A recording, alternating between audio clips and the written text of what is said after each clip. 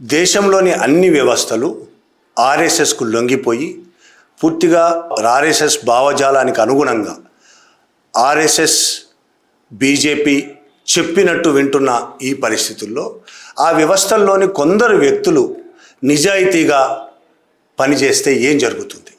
ఇప్పుడు మనం మాట్లాడుకోబోయే అంశం అట్లాంటిదే. కొందరు అక్కడక్కడ ఇప్పటికీ నిజాయితీగా నిలబడి రాజ్యాంగం ప్రకారం ఏం చేయాలో అది చేస్తున్నారు. అలా చేయడం వల్ల వాళ్ళు ఎంత ట్రోలింగ్ గురవుతున్నారు, ట్రాన్స్ఫర్స్కి గురవుతున్నారు, శిక్షలకు గురవుతున్నారు.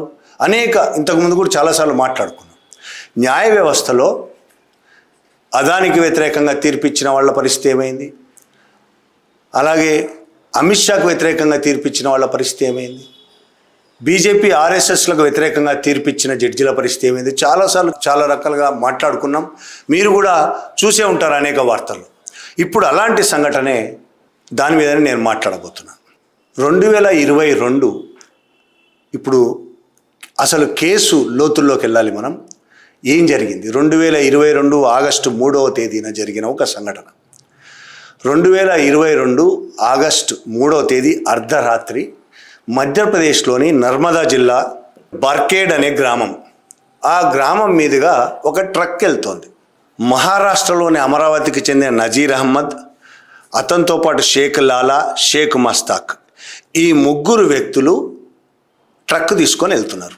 ఆ ముగ్గురు వ్యక్తులు గోవులను తీసుకొని చంపడానికి తీసుకెళ్తున్నారని వాట్సాప్ల ద్వారా ప్రచారం చేసుకొని కొంతమంది బర్కేడ్ అనే గ్రామం దగ్గర ఆ ట్రక్ను ఆపారు. ఆపి వాళ్ళ ముగ్గురు మీద తీవ్రమైన దాడులు చేశారు. మేము గోరక్షకులమని తమకు తాము చెప్పుకున్నారు. అందరూ దాదాపు యువకులే, 22, 20, 35 ఈ లోపు యువకులు, 30, 36 ఏళ్ల లోపు యువకులు, 20 ఏళ్ల వాళ్ళు, దాదాపు నునుగు మీసాల వాళ్ళు కూడా ఉన్నారు. అందులో యువకులు ఒకళ్ళనొకళ్ళు రెచ్చగొట్టుకున్నారు. వాళ్ళని ఇంకెవరు రెచ్చగొట్టారు?